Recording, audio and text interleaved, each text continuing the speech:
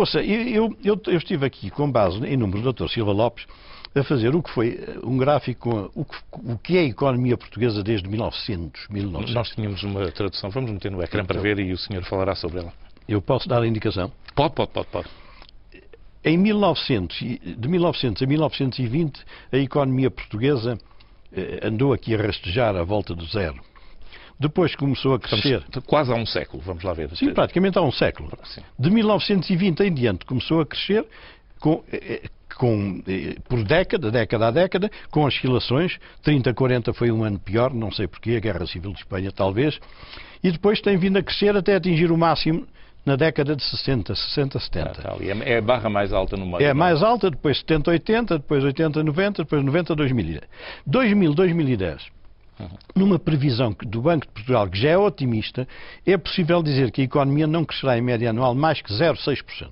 Com esta economia, não há Estado social que Quer dizer que nós estamos... Eu vou voltar a pedir para meter aquele gráfico porque vale a pena as pessoas verem. Nós estamos ao mesmo nível que estávamos... Sim, entre 1900 e 1910. Estamos entre 1900, no princípio ao do mesmo século... nível que estiveram os últimos anos da monarquia. Quer dizer, desde que foi o golpe de 5 de outubro, tirando essa fase da guerra, da Primeira Grande Guerra, nunca mais a economia foi tão rasteira como é neste 2010. Mas este é o problema, porque daqui é que vem dinheiro, é da economia. Desculpe-me também ilustrar aí outro problema. 1990, aquela zona do gráfico do meio que já começa a declinar. 1990 nós tivemos uma injeção de capital vindo na altura da CEE tremenda. Fundos estruturais para tudo, por todo lado. Então, e nesta década que tem entrado 48 milhões de euros por dia de endividamento? É muito mais que a CEE. Sim, mas qual é esta sina de não utilizar os recursos, de os desbaratar? Ouça, isto teríamos de estar aqui 2 horas, provavelmente, a conversar sossegadamente. Meia hora não dá para coisa nenhuma. Mas precisamos de abordar uma área de saída, que não seja esta do professor Cavaco Silva dizer que não tem soluções. A Casa da Música no Porto, a Ponte do Mondego em Coimbra, o Centro Cultural de Belém, não sei o quê. As derrapagens. As derrapagens. Bom, tudo custa 2, 3 vezes mais. Já viu alguém ser investigado? Já viu a Polícia Judiciária e o Ministério Público tentarem averiguar o que é que se passou com isso? Porque houve gente que ficou com dinheiro. Nós estamos a endividar a 48 milhões de euros dia. O senhor vê este país viver bem? Vê as populações satisfeitas? Vê a economia a crescer? Não vê. Portanto, isto esfuma-se tudo aí por sítios que a gente nem sabe quais são. E isto continua. E se nos falhar o financiamento, nós podemos ter uma súbita crise na sociedade portuguesa.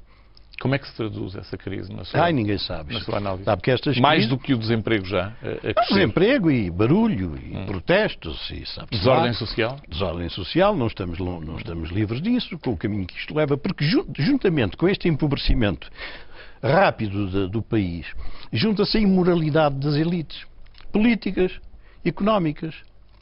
O senhor não conhece um político, um homem da bola, ou um homem de empresas, nomeadamente os bancos, que tenha ido para a cadeia. Nada. Não acontece nada. Os casos abrem-se com grandes paventos, os senhores passam aí o dia a transmitir tretas, e depois vai-se esfumando, depois toda a gente se esquece de tudo. É o caso de Portugal, são os submarinos, são os pinheiros, Setúbal, é o Freeport, é o não sei o quê, nada. Não acontece nada. Eu vou voltar a um ponto. A economia em 1990 não se desenvolveu. Portanto, ficar com o dinheiro alheio, como diz o António Barreto num excelente artigo de ontem no Público, bom, é não ser parvo, quer dizer, parvos são os que não ficam com o dinheiro. E, portanto, o país está nisto. Não espero de um país nestas condições que ele tenha prosperidade. Tenho que esperar porque sou cidadão de um país com uma Constituição estável e é meu direito exigir isso. Meu e de mais 10 milhões. Eu serei um otimista no dia em que começar a ver isto a mudar. As escolas em que os alunos têm que trabalhar, em que os professores têm que prestar provas, em que os alunos têm que prestar provas, em que os programas são feitos por intelectuais, por artistas, por gente de cultura, em que os exames são feitos para uns e para outros. No dia em que isto começar, que os tribunais... Eu tenho, como já tenho dito várias vezes em público, casos de 12, 13, 14, 16, 18, 20 anos. Até 23 anos já tive um caso nos tribunais de 23 anos. O senhor acha que isto é um país a sério? Alguém vem investir, se me perguntar, quanto tempo é que dura aí um pleito fiscal? Olha, 12, 20 anos? Acha que há alguém com juízo que venha para cá? Não vem. E, portanto, enquanto não se mexer no essencial, nós andamos a viver de tretas, é o Magalhães, é o inglês, que é uma boa ideia, mas não sei se alguém... O Magalhães tem português técnico também, com alguns problemas. Tem um português excelente, como era de esperar. Bom, e, portanto, nós andamos a viver de aparências, o país anda a ser distraído, o país anda a ser embebedado pela classe política. E então, quando há um partido com maioria absoluta, eu hoje sou anti a maioria absoluta. Porque a maioria absoluta é uma coisa excelente para gente competente, para gente sensata, para gente humilde. Este governo não tem nenhuma característica destas. Não é sensato. Não é humilde. E, portanto, não vale a pena ter maioria absoluta. Só as asneiras são asneiras impostas. A reforma tem que começar por qualquer lado.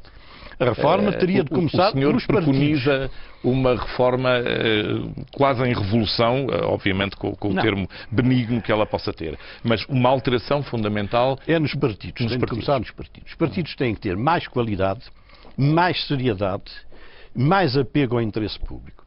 Os partidos estão ali, como eu disse há bocadinho, são os bancos alimentares. Quando têm uma maioria, sobretudo se for absoluta, entram todos aqueles que têm que entrar e mais umas vagas de assessores e disto e daquilo. Quando não têm a maioria absoluta, o PS ou o PSD, andam nesta zaragata em que anda o PSD. O PSD não anda em zaragata por razões de princípios, nem de fundo, nem de competência. Anda porque sabe que se for a atual Presidente, entram nas listas umas pessoas, se for o Dr. Menezes, entram outras, se for o Dr. Passos Coelho, entram outras, é só por isso. Tudo aquilo sossega no dia em que as listas estiverem feitas. E o PS a mesma coisa. Agora não se ouve. Houve um voto contra a moção do secretário-geral, veja lá, que eu creio que nem no Egito é assim. Porquê? Porque aquela gente toda está à espera de uma maioria absoluta para tomar conta do dinheiro. Então, e o que é que nós fazemos, novamente, como cidadãos? Tem que se requalificar os partidos. Tem de se atrair gente capaz. Porque nenhum jovem com qualidade hoje vai para um partido político. Doutor Medina Carreiro, eu tenho que lhe pedir isto. Uma vez que o meu Estado, que é o seu Estado também, não me providencia soluções... Providencia as possíveis. Não. As possíveis. O Presidente da República diz que não tem soluções. Eu tenho que arranjar soluções como cidadão. Dentro dos mecanismos que eu tenho, que são débeis, como tudo, o voto Mas acha que o voto serve para alguma coisa? Eu hoje acho que o voto não serve para nada. Se dá a maioria absoluta, é disparate. Se dá a maioria relativa, é disparate. Então o que é que eu faço? Leio o ensaio da lucidez do José Saramago e não voto? Ou voto em branco? Temos que ir olhando para isto. O senhor viveu os últimos anos do Estado Novo. Suponho que não foi aqui. No fim do Estado Novo, dizia-se, isto em democracia há sempre soluções. E a gente pensava que sim, era honestamente que se dizia. E hoje vê-se que esta democracia não há soluções, porque as soluções passam pelos partidos políticos, que são essenciais. Agora, partidos que não sejam isto que anda por aí. O Parlamento é grande demais, o Parlamento é grande demais, as pessoas que estão ali estão num emprego, a maior parte daquelas pessoas não fazem coisa nenhuma, os de lá de trás já são os veteranos, não fazem, os do meio não fazem, e há ali 4 ou 5 de cada partido à frente, todos os dias a discutir.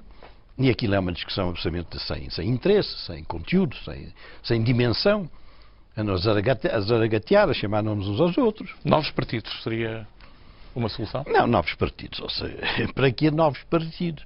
Cada partido novo que se faz é mais uma porta para entrarem 30 sujeitos para ir arranjar um lugar.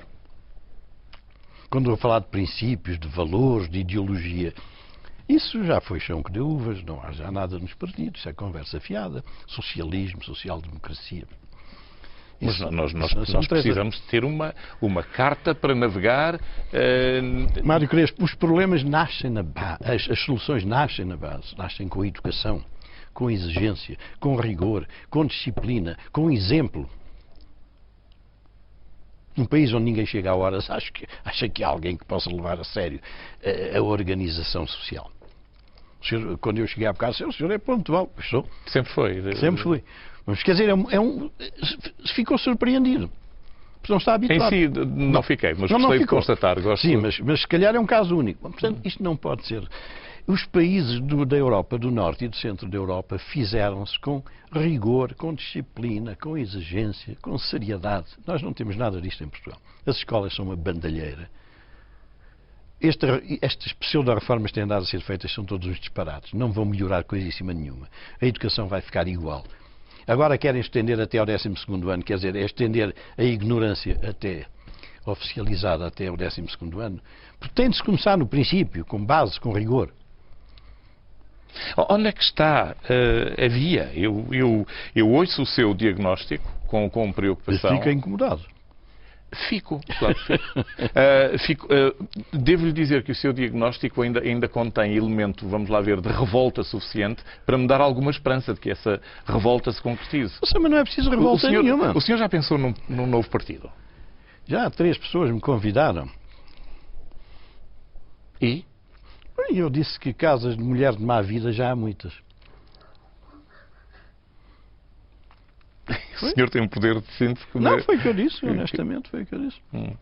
Mais uma para quê? Portanto, não seria essa a via? Um partido de referência? Não, essa via, porque os vícios estão, digamos, na forma como nós encaramos a vida partidária.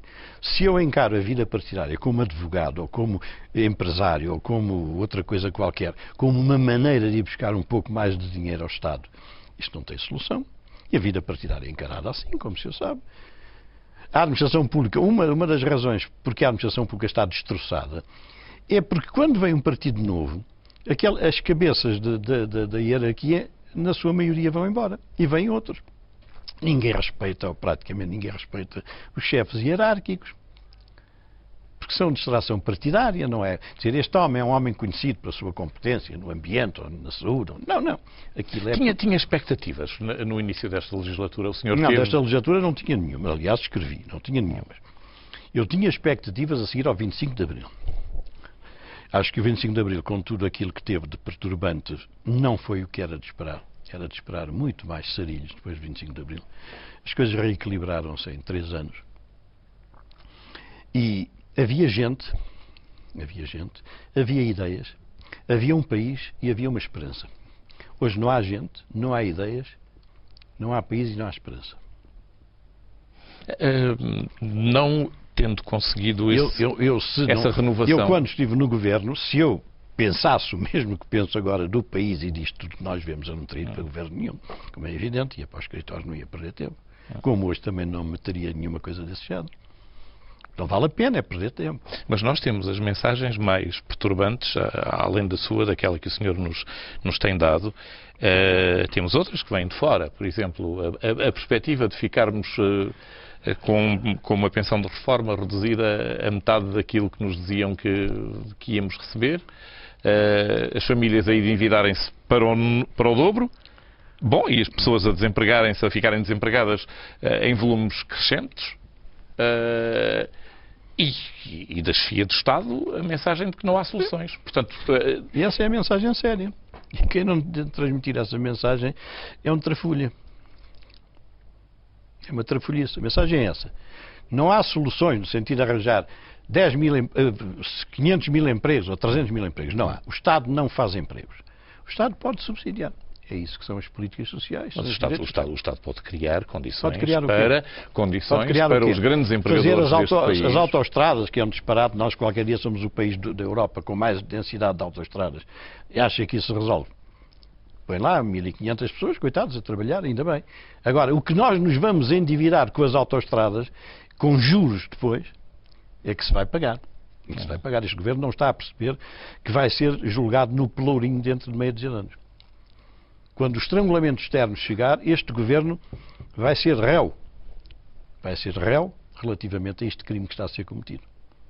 Qual é que é a evolução que o senhor vê em termos da... Eu não vejo nenhuma evolução. Não vejo nenhuma evolução. Acho que isto, enquanto não se agravar mais, de forma a criar mais tensões, eu acho que ninguém se vai mexer. Agora está toda a gente a ver quem é que vai para Bruxelas. E depois, creio que é para São Bento. E depois, creio que é para as câmaras. Não sei. Portanto, o país político está embrenhado nessa grande coisa que é fazer deputados, presidentes de câmaras, vereadores e deputados europeus. É isso que mobiliza os partidos. E, entretanto, a perspectiva de ficar com uma pensão de reforma praticamente com nula... esta economia, se ela não infletir significativamente, nem esse cálculo da OCDE bate certo. É pior, portanto, a realidade? Com uma economia a crescer 0,5%, 1% ao ano, nem isso é sustentável. Não conseguimos garantir metade da pensão sequer? Não é uma questão de pensão, Mário Crespo. O problema é que esse é um vício analítico da nossa sociedade. O problema não é discutir a saúde, ou a educação, ou as pensões. Em matéria de dinheiro tem que se discutir tudo junto.